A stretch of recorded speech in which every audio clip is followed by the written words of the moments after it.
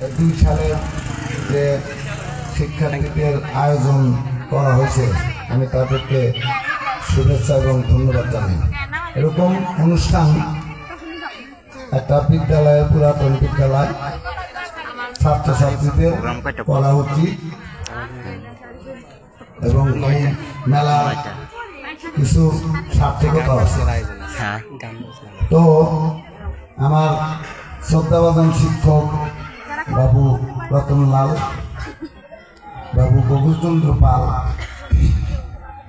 আমার শ্রদ্ধাভাজন শিক্ষক আলহাজ মৌলানা লুৎফর রহমান সাহেব এবং আমার কর্মরত জীবনে আজকে অনেক দিন দেখা না আমার স্নেহের ভাগনা সামান আলী,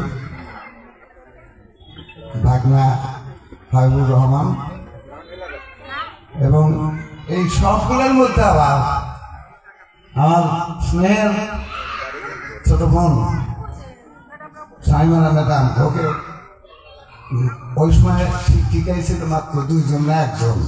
আমার সবারই ও একটা ফুল ছিল, গোলাপ ফুল। তো এরা আমাদেরকে রেখে উচ্চ অন্য স্থানে তারা বড় চাকরি পাইছে, হাবিব চলে গেছে, আমরা এখন হেডমিস্ট্রেস হয়েছে। আমরা এখান থেকে যদি ফোনে কোনো কথা বলি তখন দেখা যায় যে স্বয়ংরা সে কাজ করে। তো যাই হোক, এখন আমি একটা কথা প্রথমেই ভুলে গেছি, সেটা হলো এই কান্দাপাড়ার অন্ধকারাচ্ছন্ন এক সময়ের যুগ ছিল। সেই আলহাজ হারান হাজি সাহেব তিনি জমি দিয়েছেন, আজহার ভাই মন্ডল সাহেব, নিজামুদ্দিন তালুকদার সাহেব, আনোয়ার হোসেন তালুকদার, আব্দুল মালিক সরকার চেয়ারম্যান, কালিয়া চেয়ারম্যান ছিলেন এবং ওই সময়কার কিছু বীর মুক্তিযোদ্ধাগণ এই স্কুলটা প্রতিষ্ঠা করেছিলেন। আমরা যখন আসছি, আমি হুজুর মৌলানা সাহেব, তারপরে রতন বাবু, এদের 3 বছর পরে এই স্কুলে এসে যোগদান করছি। তখন ছাত্র সংখ্যা মাত্র 78 জন ছিল।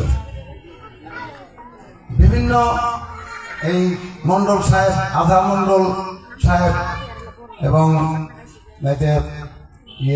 নিজামুদ্দিন তালুকদার সাহেব, তাছাড়া আরো মনিলাল শাহ আমাদের প্রতিষ্ঠাতা শিক্ষক এখানকার ছিলেন।